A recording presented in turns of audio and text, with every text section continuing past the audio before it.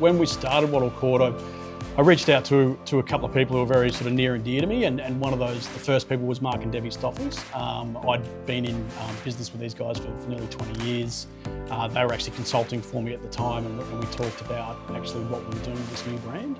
And they just jumped at the opportunity to be part of what we were doing and wanted to be our very first franchise based here on the Sunshine Coast. And that meant the world to me because I knew how much they are quality people and they're quality builders, and they meant a lot to me as people. So for the fact of having them as our very first franchisee that we could create the foundations of the business around meant a lot. So yeah, started here on the Sunshine Coast.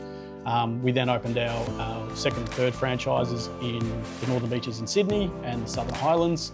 And then we've also recently added an office in the Mid-Coast in New South Wales.